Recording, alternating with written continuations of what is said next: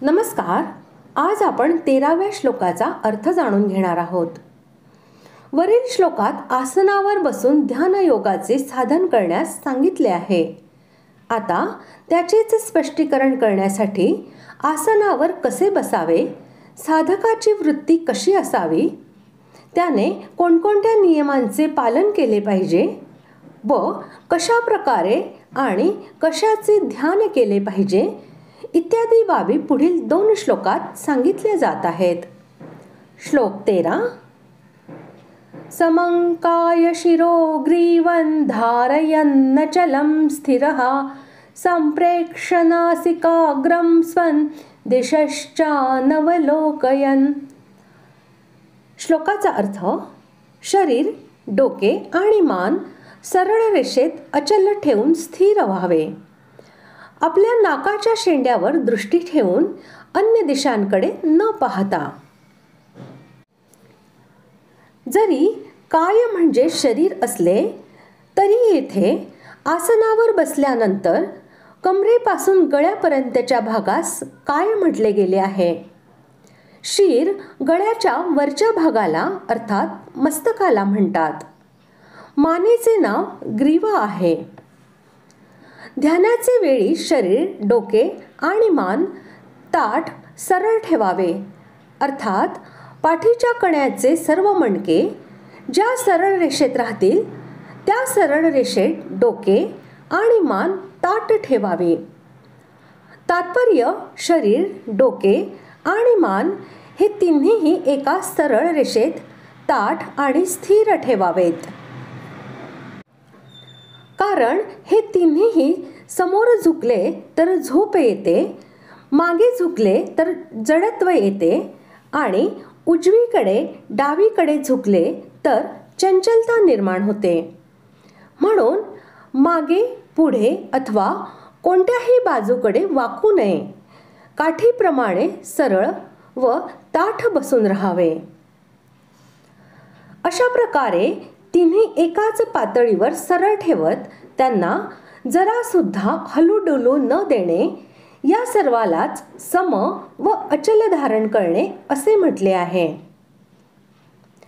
काया, शीर आणि मान यांना सम व अचल ठेवल्यावरही हात, पाय इत्यादी दुसरे अवयव हलू शकतात, म्हणून स्थिर होण्यास सांगितले आहे. ध्यानाच्या वेळी हात, पाय हे कोणत्याही आसनाच्या नियमानुसार ठेवता येतात. म्हणून भगवंतांनी बसण्याचे सिद्धासन, पद्मासन इत्यादी कोणत्याही आसनाचे नाव घेतले नाही आणि कोणत्याही आसनाचा आग्रह ठेवला नाही.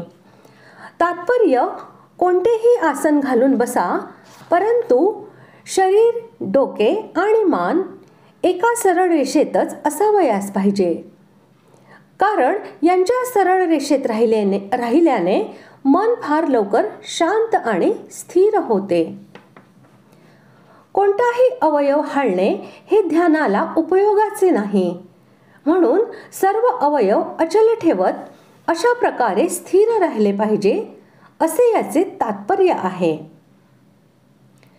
दृष्टी स्वतःच्या नासिकेच्या टोकावर स्थिर ठेवली पाहिजे. नेत्र बंद करू नयेत व इकडे तिकडे, तसेच दुसरा एखादा अवयव किंवा वस्तू हे पाहू नये. नासिकेच्या अग्रभागीच मन एकाग्र करून पाहणे एवढेच येथे सांगायचे नाही आहे. विक्षेप व झोप येऊ नये यासाठी फक्त दृष्टीच तेथे लावली पाहिजे. मन तर परमेश्वरामध्ये लावावयाचे आहे, नासिकेच्या टोकावर नव्हे.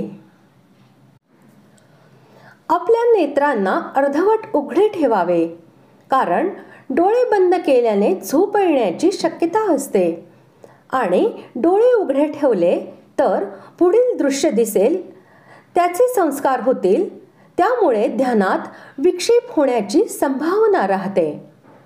म्हणून नासिकाग्राला पाहण्याचे तात्पर्य डोळे अर्धोन्मीलित ठेवावे. ध्यान योगाच्या साधनामध्ये निद्रा, आळस, विक्षेप व शीतोष्णादी द्वंद्वे हे सर्व विघ्न मानले गेले आहे. या दोषांपासून वाचण्यास आसन लावून बसणे हा फारच चांगला उपाय आहे. काया, मस्तक आणि मान हे सरळ ठेवल्यामुळे व नेत्र उघडे ठेवल्यामुळे आळस आणि झोपेचे आक्रमण होत नाही.